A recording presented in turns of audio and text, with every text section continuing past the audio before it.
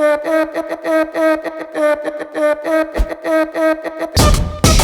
want people to understand that there's so much to life, whether you're the CEO or the janitor. Giving everything you do at 150% will change your mindset and your perception of what you're doing. Well, welcome to the Now or Never podcast, all things entrepreneurship. People who just take life and kick it square in the ass, with my guest Aldo with Iron University down in Miami. First of all, I kind of, my assistant, she follows you. She follows everything you do. She follows your gym. She follows all these videos. And she really wanted us to have you on. I think this is awesome because, we had Joe Bentley with Project AD on last week, and he's out in Los Angeles right now. And so now we're going to the other coast and down in Miami. And I'm kind of curious, how's the weather down there? Please tell me it's nicer than here. Fucking amazing. So it sucks that every single day it's been really beautiful. It would rain sporadically, but just every day it's been a gorgeous day. Here, in Nebraska, let me tell you how things work here. It was 68 one day, then it was 26 the next day. What? Yeah, I shit you not. Then we had 6 inches of snow, and 2 days later it was 72 degrees. Like bipolar.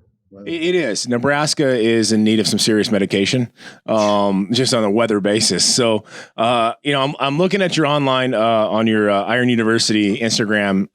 Looks like you have an amazing gym. Tell me how that all got started, how long you've been in business, all that stuff. Well, I've been training for the past 20 years, and I started when I was in middle school, and I was very shy. So, I always hid that I was reading about bodybuilding, because when you're in 7th grade and shit, you're looking at guys in bikinis and thongs and shit. So your friends are gonna you're fucking gay, you're looking oiled up man, whatever. So as time went on, that was my passion. And throughout high school and everything, I was taking every type of fucking supplement, NO2, all the GAC and all from Celtech and all this bullshit, mixing all this shit together, just learning about supplements back then. And throughout high school, everybody knew I was the kid that knew everything about working out and all the supplements and stuff, because everybody else was into school. I fucking hated it. I graduated with a 1.3 GPA, and I had to get an override. That's how bad I was in fucking school. I had I had PE, I had weight training, and I had another type of PE class my senior year. Nice. Those are my 3 classes, and then 3 other classes. I hated school. School was not for me. And I got to override, and then whatever. So every time in my life, the only thing that was that kept the same was bodybuilding and working out. And after high school, everybody went to college. So I decided to go to college too, just for my mom's sake. And then I failed, and I just sucked at college. And then finally one day I was I need to grow up a little bit, and I finally graduated college. And then as I was graduating, I had an internship for a social marketing place, small place. And then one of my friends wanted me to train her and her friend. So I hated training people, because you could tell someone, hey, do this, and then they don't do it. Yeah. And then you're I just spent an hour telling you what to do, and you're taking my advice and you're just shitting on it. So I hated dealing with people. But then this was a close friend, so then I started training her. And there's a small little community in Miami that I'm at. It's very everybody knows what they're doing. Yeah. So I trained them. 2 weeks, 3 weeks go by, their body starts to change, and I'm literally in the parking lot. I didn't even have a car back then. I was using my mom's car, borrowing it all the time. And they got results. They told their friends, and then it just started spreading like that. And then one point, my phone was ringing while I was working, and I started doing the math, and I'm yo, fuck this job. This is easy, and this is what I'm enjoying. This is I don't need to go to school for this, because I already learned my whole entire life. So I quit that shit. I graduated, and then I started training people in their buildings, because I was still shy, and I didn't want all these other gyms that I go to know that I was a trainer either, because I'm very private. I don't talk to anybody. So I was going to the Trump Hotel. I was literally sneaking into different condominium gyms with my clients to train them and shit. Yeah. And then after 3 months of doing that, I finally got caught, and I got kicked out of every fucking building. So then luckily back then I was also bound, I was the door guy for Nikki Beach. and it's a club here in Miami. And the guy that hired me, he was opening up a little studio. And at that week is the week that I got kicked out of all these places. So it was like perfect timing. So then I started training my clients out of that little studio, and I was like pretty much the only trainer. And once I had like an established place to train people, I was back to back from like 5 a.m. till like 11, and then again from like 4 to like 8 p.m. And I was taking whatever I could take, like $20. Like, you know, when you start, you just take whatever. And I didn't know the value of money. I was just learning as I went. I didn't even have an LLC or nothing. I was just making money, And then I met my girlfriend, my ex-girlfriend back at that time, and her mom was very like business savvy. So I started training them and her family. Yeah. And she pretty much taught me everything I know. And she helped me throughout even till this day, she's like my second mother. And she helped me like learn how to raise my prices. She kept my books for me because I was like making all this money. And then after a year, you have to like file for taxes and all that bullshit. Oh yeah. So he's like, you have a lot of money, but you need to like, it's been a year. Now you need to like make an LLC, S corp, whatever, all that shit. So then I went by Body by Aldo. I fucking hated it because everybody has Body by this, Body by that. And I don't like fitting in. I like to do my own thing and not go with what everybody else is doing. Yeah. So after that, more people wanted to come and train with me. So I was already booked. So I started training people in groups. So then I started having groups of 4 from 5 a.m. all the way to like 12. And then from 4 p.m. all the way to 8 p.m. But they're all girls. So it started driving me fucking crazy. Like, how many do I do? What'd you say? Like 4 girls every hour on the hour asking that question. And you're like fucking driving yourself crazy. So I like literally I wasn't happy because I was training 4 people at once. I'm very like one-on-one. And then the guy that opened up that little studio, now think about it. It's 100 square feet, 1,200 square feet. And I had 4 girls on the hour, every hour, and it's me. And then plus some random trainers here and there. So we're like this in there. Yeah. And then this guy, I was watching how he was conducting the business and how he was as a gym owner. He would talk about politics. He would talk about religion. And over here, it's like basically pretty much all Jewish people. And he would talk about like their religion. I'm like, dude, you're fucking up with my business now because all my like clients are fucking Jewish people. So now you're fucking infecting my pocket. I'm the one who's paying you. So you should shut the fuck up because I'm putting money in your pocket. I'm renting your facility. You're supposed to keep it clean for me. You're supposed to keep it like for me, like, you know? Yeah. So I'm not feeling, I just don't like the way he's conducting his business. So he was always saying, oh, I'm gonna break down the wall. I'm gonna break down the wall. Never broke down the wall. Now I'm like constructed like this and I have nowhere to grow. Yeah. So I was saving up money to buy a house. And my girlfriend's mother at the time was like, you need to save to buy a house. You have to save it. And then finally I was like, fuck that. I can't make money in a fucking house. So I'm like, I'm going to fucking open up my own gym, a little studio. Because I did the math. I had like 75 clients. If I charge them like $30, $35 a month for the gym membership fee, it's going to cover up my overhead. And I took the risk and I just, I found a gym in Boynton Beach. That's like 45 minutes north here of Miami. And they're selling their whole entire gym for like $30,000. Bought it right there. And then we had a contract where they were moving in like a month. So I had a month to find a place and then gut it out. And during that time, I found a place literally across the street from this guy. Like he's like really, literally right there. So now my clients are going to drive to me because it's literally like across the street. Yeah. So I was good and the rent was cheap.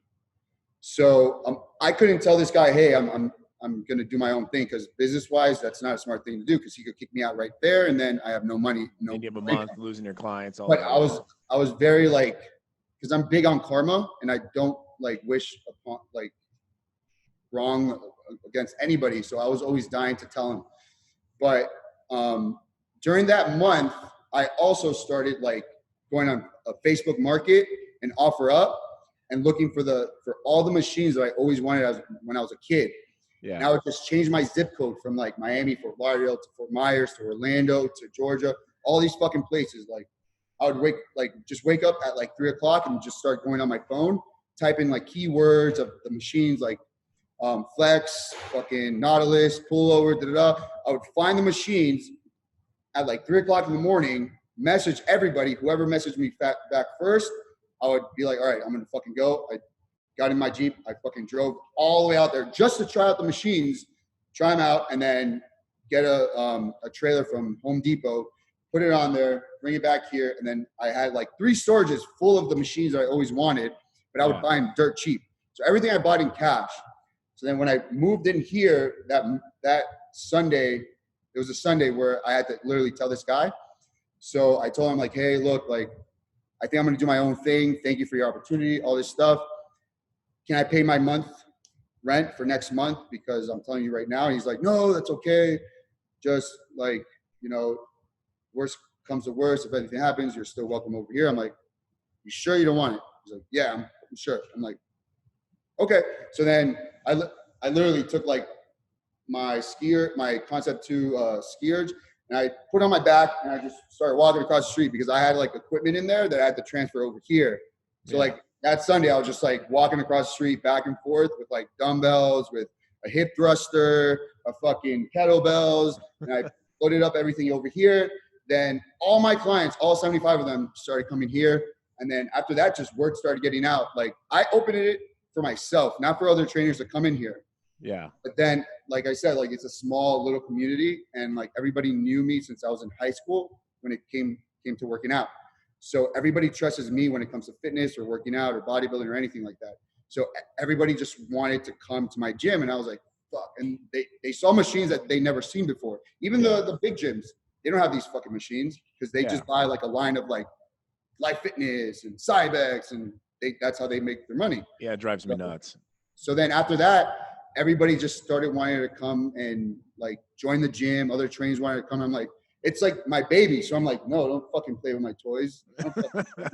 Then it's like, wait, I'm busting my fucking ass and I'm tired all the time. And then my ex-girlfriend's mom at the time was like, you need to start learning to like, you're sitting on a gold mine. You need to make like this extra money. Put your ego aside and think like a businessman. I didn't get it until like later on. And then I just started picking up on learning how to be a businessman and letting people use the gym. But I'm still like picky of who I let in here because I don't want it to be like every other gym. But then after that, that's how I started with the gym pretty much. Well, that's us. Like, I don't know if you knew much about my story. So I own a chain of nutrition stores across 9 states. Started 10 years ago. I was the guy in high school that always had supplements in his freaking locker. It was, what the fuck is creatine, NO2, all that shit. And I started running the GNC. I went and told the guy every day for like 2 weeks, I'm like, you're going to hire me because I spent so much goddamn money in here. I need a discount. And this will be easier because now I can just, pay for my own shit. And they finally, okay, you can work here. And then my now business partner was my first employee I'd ever hired. This is like 20 years ago. And so our college was 30 minutes away. So we were delivering NO2 and Celtec for a $5 charge. So I was making an extra 5 splat. I was broke as shit. I mean, I was homeless at 19 for crying out loud. I was sleeping in my Oldsmobile. Anyways, fast forward 10 years later, finally said, okay, shit, I'm just going to do it, start my own store. And one store led to another store, led to another store. And I started franchising it. And next thing you know, we're at 25 locations. And so about 3 years ago, I decided to compete in a bodybuilding show with one of my employees at the time, who was coaching me, Nick. And went out to Los Angeles, won the show. It was fun because I was 36. I was old compared to everyone else. I mean, the next oldest competitor, I think, was 22. Anyways, went to this gym in East Los Angeles called Kratos. It was like God of War, movie 300 warehouse style gym. It was a real gym. And Nick came up to me and my wife was there and she's like, we should start a gym. So by the time we landed from LAX to Omaha, we already had 7 cocktail napkins with this plan for Iron Heaven. A real gym. See, I don't know about what's going on down there in Florida, but here in the Midwest, what we've been taken over by the $9, $10, $20 a month gyms that aren't gyms. They're, God, I wish I had a better term, but they're the patty cake gyms where don't drop any weights, don't put enough weight on the machine that would actually cause you to stress a muscle. You know what I mean? Yeah. And we're going to feed you pizza on Fridays and tell you good things about yourself. And you're not going to use the gym more than once every 3 weeks, but don't worry, we're still going to charge you. And I just kind of got sick of that shit. I'm like, this is the stuff I grew up around, was slinging and banging weight. I don't power lift, but cool. I want to watch it. I don't, Gives you that good energy. I don't CrossFit either, because that looks like it hurts, but shit, it's impressive by all means. So we created the first gym, and that's what we did. We went out and found all this equipment from traveling to our stores that we always wanted, a Nautilus pullover machine, because nobody's fucking got one anymore. And then I wanted, an Atlantis, we belt squat, and I wanted, we wanted a Viking press. Couldn't find one, so we had some dude weld one for us. And he went so busy, we ended up opening a second gym a year later. And then that one got so busy, we tripled the size of the first gym. And now we're looking at buying a third gym. This is all over 3 years. And it was kind of amazing. And we just thought it was going to be like a little hole in the wall place where Nick could train his clients, because Nick's a phenomenal coach. He turned 3 girls IFBB pro, I think, in the last 2 years alone. It's just, and he needed a place to train his clients. I'm like, I just want a place to go lift shit where I won't get yelled at for dropping things. That was it. Like, literally a place. If you wanted to go pose, you could. You want some heavy ass dumbbells, because nobody's got dumbbells anymore. Nobody's got dumbbells over 100 pounds, because God forbid you might actually make noise and push yourself. So our dumbbells go up to 200 pounds. Not that I can lift them, because I can't, but it looks fucking cool. And so we got them, and that's kind of it. I think it, the Didn't have gym, nothing like that over there at no, all? they got one gym, Bob's, which is really fucking cool. John Meadows was in town a couple of times. He goes and trains there, and I did a training day with John Meadows and Granite Supplements a couple months back. And, but it's an hour and a half drive round trip for me to go to this other gym. I'm like, well, fuck that. I got 6 kids, literally 20 all the way down to 1 year old. I ain't got time to go drive an hour and a half away for a damn gym. It needs to be somewhat convenient. And see, in Nebraska, we spread everything out. I know a lot of times on the coast, people move up. There's high rises. Not Nebraska. We spread our shit out. So from one side of Omaha to the other side could be 45 minutes. And so this gym's on the one side, and so we're on the other side, and that's it's amazing how many people come into our gym. They're like, holy shit, I haven't seen that machine in 20 years. I'm like, yeah, it took me forever to find that bastard. And we just keep finding random equipment, random places that we just think looks freaking cool, and just buying cool shit. And they're like, God, you guys got really nice cardio equipment. Yeah, I've never used it. I'm not a cardio guy, but I got it. I got it for you people. And we started putting turf in, we put apparatus, farmers carriers, anything you want to do something stupid with, and it's, the nice thing is here, it sucks that we're not nicer year round, because we'll open up our garage doors. They're 35-foot tall ceilings, so we're warehouse gyms. We'll open the garage doors, go outside, flip your tires, do your crazy shit. And, it's funny. We were actually looking at putting a store down in Florida. I was down there 3 times last year between Fort Lauderdale and West Palm Beach. Your guys' real estate down there is insane. Holy shit. Oh my God. I don't know what you pay for rent there, but fuck my life. Like, I've never found rent for a retail store more expensive anywhere. Not even Dallas, not Denver, but West Palm Beach, Fort Lauderdale. Holy shit. They think that stuff's worth a lot. That too, though. What's that? That's where the money starts accumulating, is up there in that area. Is Fort Lauderdale all the way West Palm, because you have Boca, you have Delray, you have those are rich ass people places. So I found that out, man. I found out there's a bunch of these retired old people that own these buildings that don't care if it rents out because they don't need the money. I'm like, yeah, I don't know how to speak your language. So how is in Miami itself, rent prices and stuff? Is it pretty good for where you're at? Where I'm at, it luckily for me, it was not a shithole, but it's in a up and coming neighborhood now. Yeah. Before, when I found it, it was it was bad. Not bad, but it wasn't nice. Yeah. It's just a big shopping plot. It's hidden, but it's literally across the street from the old gym that I was training at. Yeah. So I didn't really depend on location, because I'm more word of mouth. Yeah. And I wasn't counting on having people from down south or up north to come to me. I really didn't give a fuck. I just wanted my clients to come to me. Yeah. So it's pretty much for 1,000 square feet, I think it was 1,400. That's not bad. That's cheap. That's not bad at all. It's unlimited parking. It's a huge ass parking lot. I don't know if you've seen my page. Yeah. Oh yeah. I looked at it. Yeah. One bathroom in each unit, and that's it. So then I got 2. I started off with 2. So I had 2 bathrooms and then 2,000 square feet. And so, yeah. And the only thing is, it's not a warehouse. It's like, it's retail space. Yeah. Yeah, exactly. But I mean, it's nice because it has windows. So you don't feel like you're constructed into like a little box, like a warehouse sometimes. Yeah. But I mean, it has its flaws and it has its cons too as well. But, well, so reason we did warehouse spaces is just because the taxes are about 75% cheaper in a warehouse space than it is in a retail. And so we found retails with humongous windows and huge garage doors. We open them up. It just gives a different feel. But like our one gym's 9,000 square feet. The other one's 13,000. Now we just keep expanding. A warehouse, if I would want a warehouse gym for sure. Oh, it's fun. It's cooler than shit. It makes it look bigger than it actually is. And people like that shit. It kind of makes you step back into high school.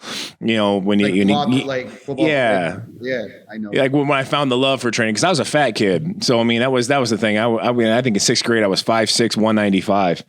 Sure. So I looked like a giant teardrop. And then by the time I was in freshman high school, I was 6'2", 195. And, I didn't like getting picked on. So I just kept hitting the gym, and that was my love for it, And then people used to make fun of me because I always had all the Metrics protein shakes in the locker, the NO2. Steroids. It's fucking that was it. Like creatine steroids. I'm like, listen, if that was the case, I'd fucking look like Schwarzenegger by now, but I don't. Right. So. And now those people, as you got older, were asking you questions. Hey, what should I take? Hey, da, da, da. It's like, oh, you're picking on me when I was fucking little. Why didn't you fucking listen to me back then? Well, that's the thing is I should have my 20-year high school reunion, and you won't believe how many guys were like, hey, man, I need to lose weight real quick. I need to get some shape. What you got in your shop? I want to look good for the reunion. I'm like, aren't you saying people made fun of me back in the day? Exactly. But, and it's for a purpose though. Well, I saw on your social media page before we get into all the COVID shit, like you had to train with Dorian Yates. Yeah. So I have like pretty much had a bucket list, and I completed the whole entire bucket list this week. I think since I was a kid, I had like all these trainers I always wanted to train with. Yeah. Throughout this whole entire experience, I got to train with everybody, got to do everything that I always wanted to do since I was a little kid. So, yeah, the Dorian, as soon as I pulled that up on your social media and saw you train Dorian Yates, who's been my bodybuilding idol I got that old bodybuilding Bible back from like the 80s when I was a kid, and Dorian Yates still had that long mullet. And, I still got that at my house. And I see you do some stuff with Blackstone Labs, guys looking at your YouTube, get some YouTube content as well. You've had, PJ in there. I think you've had quite a few different guys. And is it pretty cool to get to do that? I mean, get to train with some of the idols from back in the day? Bro, it's literally like every moment that I was like, because I always train with them for like a week straight. Yeah. So every time I have to like just like reflect and just be like, you're living your dream. You're sitting and you're eating with the person that you looked up to and read about since you were a little kid. And it was so unreal. Like, and when I'm pretty sure like you, like learning through Dorian Yates, through textbooks and videos and stuff, you try to mimic like everything that you try to. And then some days you're like, oh, that's how it's supposed to feel. Not until you actually like go and he fucking tells you and screams at you and adjusts you. Then you're like, holy fucking shit. No. Okay. Well, shit. Now you feel like a lost little child once again. Yeah. And it's crazy. It's like I said, it's like a dream come true. Well, I say when I had Mountain Dog out here at John Meadows, and I've obviously bought his programs. I mean, my wife and I are such meatheads. Our first date was at a gym. So for Christmas 2 years ago, I bought her a Mountain Dog program for Christmas. So we're the definition of a meathead family. But he came out here and did a training day with us, and he wanted to do it for his YouTube content. He was doing his Great American Gym Tour, and so we did leg day with him. And I realized that I really don't probably push myself as hard as I thought I did. Yeah. And we found out later that I took 2 scoops of pre-workout that day, just to make sure I could go. He goes, yeah, you made it all the way through. I'm like, no, John, I went in the bathroom and threw up 3 times. I just didn't put that shit on video. Yeah. And I couldn't walk right for like a week. It was messed up, but I was like, oh my God, I guess I'm not, your rate of perceived exertion scale that they have in these programs. What I thought was an 8, apparently it's not a fucking 8. It was a 6. And it's kind of cool, and we've had, the Kuklos out here and quite a few different guys. And the thing was this summer, it's my 10-year anniversary. starting Rexius, and so we're going to have this big bash here in Omaha and have them at my gyms. And now we obviously don't know what's going to happen, but Seth Feroci and all these guys were going to come out, and it kind of sucks with everything going on, and we're going to transition to that right now. I mean, where you're at, like, what is the state locked down? I mean, your gyms are shut down, or like where are you guys All at? the gyms are shut down. Everything's shut down. Everybody's supposed to be in their houses, but just Miami people don't fucking listen. Neither do I. But I didn't get no fucking stim check. I didn't get no fucking loan. I'm fucking doing whatever the fuck I got to do to make money. I started renting. The first thing I did was rent out my equipment. But only to my members, because I have their cards on file. Yeah. So I have the deposit from them, and plus every month they're paying for the rental of the equipment. So that's like making me money. And then on top of that, my ex-girlfriend's mother, she always told me save at least 6 to 8 months of rent just in case of a rainy day. Yeah. Never listened to her until 6 months ago, and then so I'm I was prepared for this, I guess. And so I started doing the Zoom stuff, but I didn't know how to do it. So I said, fuck that, and just stopped doing that. But I'm still training clients at their house. Like I'll drive to their house and then I'm out there. Or I have 1 or 2 people come in here, but that's pretty much it. The other trainers, I don't let them come in here. I only have my assistant and one of my other workers in here. Because I was giving out free workouts right when they said that we couldn't train anybody. So I just started giving out free workouts just for the hell of it, because I just wanted to help out. Yeah. So I had them come in and do that. But that's pretty much it. Like we're not allowed to be working. Well, like in Nebraska, basically we have the 10 person per room rule. We have the social distancing shit. They never shut gyms down. A lot of gyms did shut down. The bigger ones have an older demographic. Our older clientele, we just said, hey, if you're over a certain age, please just don't come in. We're not going to charge you. So we didn't have to shut down, but we had to make sure there's only 10 people per so many square feet or per room. And we were able to stay open as a private facility, not staff, 24-hour access with our key fobs for our members. And we have so many of the police officers and county troopers and state troopers trained at our gym anyways. They made sure that we were within compliance because they didn't want the shit shut down either. And we were cleaning it 6 hours a day. So we've been able to stay open to our members, but now open to the public, which has been a huge blessing. But I think right now, mental and physical health is just it's more important than ever. You're not seeing a lot of people who work out consistently catching a lot of the disease or having major issues. So we were able to keep it open, and we haven't had that many. We've had a lot of outbreaks, but we've been relatively controlled here in the Midwest. I mean, certain states are worse than others, but we've been able to keep it open. And so we just basically said, all right, well, we're just going to improve our gyms. This is a chance to shut our showers down and redo the showers. So we just went to work because I didn't know. I don't sit on my hands. I don't know how to sit down. Like, this, like when you've poured your life into your passion and your passion's your fucking paycheck, telling me to shut it off and turn it down. That's not an easily.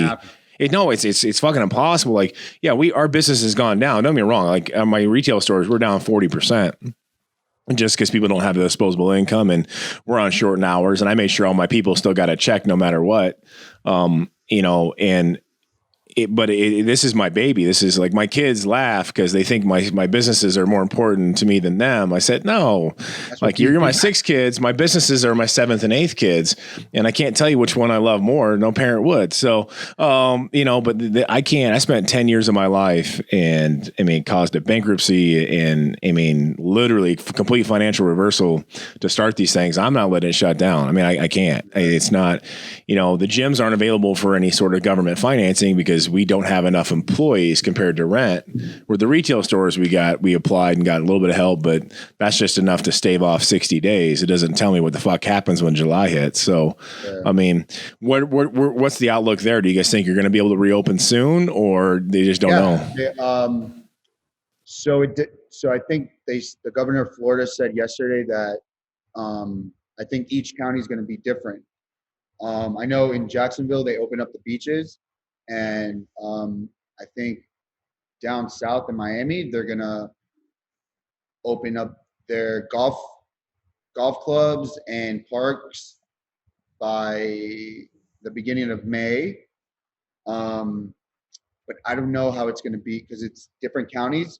So each county is going to be different. but I know for sure it's going to go back to like 10 people per, Yeah. certain square footage, but they're coming up with the rules and regulations right now. So, but I think that's the way it's going to be for a while over here because we're far back in the. Yeah. I think it's like here, I think it's going to be this, we're not going to have any big events, I think, for a while. My wife ran a hotel, so obviously they're shut the fuck down. So she went from working 60 hours to 0, last month, but she also trains clients on the side. So she just picked up more clients and started training more clients again, that she could train, but we got to do it off times, make sure that we're not over limits for the gym. You brought up another point, just a business aspect other than the COVID stuff. Like you said, the first gym you worked at, the original owner would talk a lot of business or a lot of politics and religion.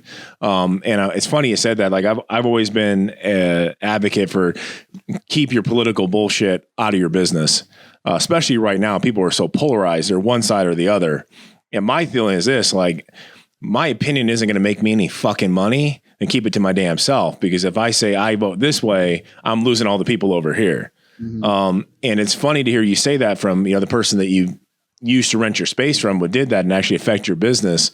So is that kind of a business policy for you to keep a lot of your personal and political shit out of your business? Yeah. Well, everybody knows that. I mean, I'm the type that just sits back and let everybody argue. Like you vote for that person, you vote for that person. I'm like eating my popcorn. I'm not voting for anybody. I'm just watching you guys fucking talk amongst yourselves. I don't give a fuck. At the end of the day, we're all going to die. I'm here to enjoy fucking my gym, my life, and that's it. I'm not going to fucking vote. Like, I'm just gonna let everybody that's how I see things. Like there's always a higher power running the show, like whatever. Like if this is what it comes down to, I'm still gonna live my life. I'm still gonna do whatever it takes for me to live my life, be happy, like crush my goals, whatever it is, and that's pretty much it. So everybody knows not to ask me about my political views. Not that I play dumb or stupid. I just say, you fucking believe in that shit? And then I just go, that's it. Yeah. So people don't really even ask me, but I just know how people are when it comes to that. They get very passionate and emotional about politics and obviously religion. So, I mean, you don't have to be a rocket scientist to know not to like tilt those areas when you're getting money from these people. So. Oh, that's just it. Like I always say this, if my opinion is not going to increase my profit margins for me or my staff, I keep it to my damn self. It's just a general rule in fucking life. And I think you'll find that with any true entrepreneurs, any hustlers, that like we're passionate about what we do. We love what we do. And I'm not going to let some any crap get in the way of achieving my dream. And me spout my personal opinion off on Facebook, Instagram, or it's not going to do anything for me. And I think we find a lot of the younger people, and you can attest to this, like that don't quite get that, hey, listen, I know Mom had told you were special. They lied. And not everybody gives a shit about your opinion. In fact, probably nobody does. So you go out and earn respect, go out and earn the title. Then maybe if you want to pop off an opinion, someone might listen. And I think right now, that's the one hope I guess I have is I have a lot of 18, 19, 20-year-old members, clients, employees, and who've only grown up in an economy that was booming, who've never had to go through any shit. And I'm like, right now, I'm like, this might knock some people off that entitlement high horse a little bit. Be like, hey, like, cause my wife and I, we're just hustlers. Like we just like, for us, like, fuck, we'll keep working. Like, yeah, all this shit sucks. And I didn't do it and I don't want to affect my business, but I started over before. I have no problem grinding again. I'm not going to go fucking work for somebody else. That's for damn sure. Yeah. That's not an option. I'm not going to go, get a job at the city. It's just not my DNA. It can't happen. You can't change that. I mean, you can touch that. Like, it sounds like you've been ready to grind on your own since the beginning. You can't change the DNA of an entrepreneur. This is who we are. You can't tell a bird not to. Like things like in my head, like that I'm waiting to like for it to happen. I'm doing it. Like I'm just waiting for like them to tell me what I'm allowed to do, what I'm not allowed to do. And I have like different avenues of what I'm going to do. If they say this, if they say that, if they say this, it's like exciting kind of. Well, it is because you as any entrepreneur that's worth their shit, you've got a plan. Your plans have plans just in case that plan doesn't have a plan. Exactly. And so like, no matter what, I'm going to pounce. I'm ready to fucking go. Like, so we took a chance like, okay, let's deep clean the stores. Let's get everything just looking fucking prime. I'm going to come out of this being the last one standing. I'm not going to be a fucking statistic of something that went down. It's not an option for me. Yeah. Period. Like, I mean, I told my wife, I'm like, what am I going to do? Go work for somebody else? Fuck, they'd fire me. Like, no. I wouldn't make it a fucking month. So, well, I'm hoping that, I mean, my goal still is to open a shop up down in your area. Like I want to, a buddy of mine that was actually our GM of our gym moved down there for family reasons. He's in between Fort Lauderdale and Miami. And, what area, I don't know South Florida for shit. I know it's somewhere between there and, he's moved. I'm between there too.